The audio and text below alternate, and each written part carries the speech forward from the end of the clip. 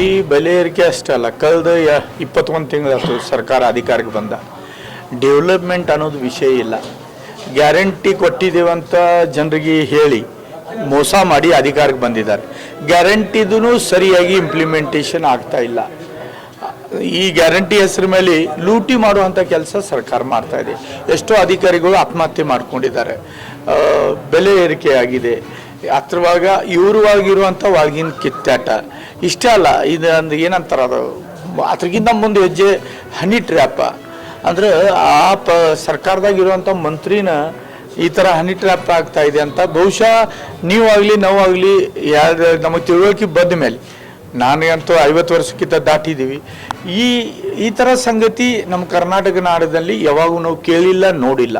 ಆದರೆ ಇಂಥ ಒಂದು ಕೆಟ್ಟ ಸಂಗತಿಗಳು ನೋಡುವಂಥ ದುರ್ಭಾಗ್ಯ ನಮ್ಮೆಲ್ಲರದು. ಡೆವಲಪ್ಮೆಂಟ್ ಒಂದು ವಿಷಯ, ಜನರ ಮೇಲೆ ಆಗುವಂಥ ಅನ್ಯಾಯ ಇದು ಎರಡನೇ ವಿಷಯ. ಆದರೆ ಅದಕ್ಕಿಂತನೂ ಒಂದು ಅಧಿಕಾರದಾಗ ಇದ್ದಾಗ ನಮ್ದು ಏನು ಇತಿಮಿತಿದಲ್ಲಿ ಕೆಲಸ ಮಾಡಬೇಕು, ಆ ಕೆಲಸ ಮಾಡುವಂಥ ಸ್ವಲ್ಪನೂ ಚಿಂತನೆ ಈ ಸರ್ಕಾರದಿಂದ ಆಗ್ತಾ ಇಲ್ಲ.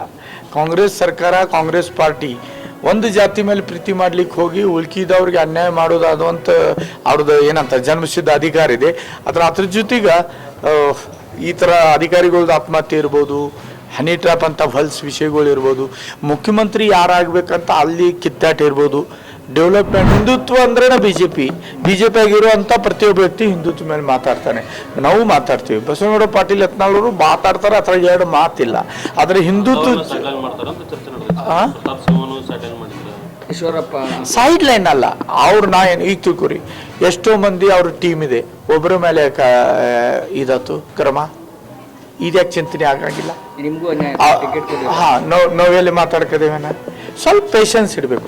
ನಾರೇ ಹಿಂಗೆ ಐತಲ್ಲ, ಮುಖ್ಯಮಂತ್ರಿ ರೇಸ್ನಲ್ಲಿ ಇರುವಂಥ ಒಬ್ಬ ವ್ಯಕ್ತಿ ಹೈಕಮಾಂಡ್ಗೆ ಎದುರುಗಡೆ ಹಾಕೊಂಡ ತಂದು ಕರಿಯರ್ ಹಾಳು ಮಾಡ್ಕೋತಾ ಇದ್ದಾರೆ.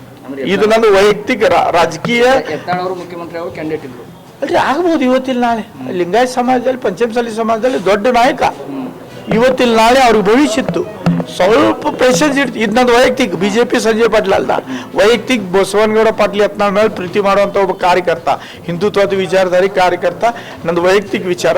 ಅಂಥ ಯೋಗ್ಯತೆ ಇದ್ದಿನಂಥ ಒಬ್ಬ ವ್ಯಕ್ತಿ ಸ್ವಲ್ಪ ಪೇಷನ್ಸ್ ಕಳ್ಕೊಂಡ ತಂದ ಕರಿಯರ್ ಹಾಳು ಮಾಡ್ಕೋಕದಾರ ನನ್ನ ಭಾವನೆ. ಇದು ಭಾವನೆ, ನಾ ಏನು ಶಾಣೆತನ ಹೇಳ್ತಾ ಇಲ್ಲ. ಅಂದ್ರೆ ಈಗ ಅವ್ರು ಏನಂತಾರೆ ಯಡಿಯೂರಪ್ಪ ವಿಜೇಂದ್ರ ಬಿಜೆಪಿ ಬಿಟ್ಟು ಹೋಗೋವರೆಗೂ ನಾ ಬರಲ್ಲ ಬಿಜೆಪಿಗೆ ಅದಲ್ರಿ. ಆ ಥರ ಯಾಕೆ ಕಂಡೀಷನ್? ನೀವು ಹಿಂದುತ್ವದಿ ಅಲ್ವಾ? ಈಗ ನಾನು ಕಾಂಗ್ರೆಸ್ದಾಗ ಯಾಕೆ ಹೋಗ್ತಾ ಇಲ್ಲ? ಟಿಕೆಟ್ ಕೊಡ್ತಿದ್ರು ಕಾಂಗ್ರೆಸ್ ಅವರ, ಹೋದ್ರೆ ಯಾಕೆ ಹೋಗ್ತಾ ಇಲ್ಲ? ವಿಚಾರಧಾರೆ ಅಂತ ಹೋಗಂಗಿಲ್ಲ.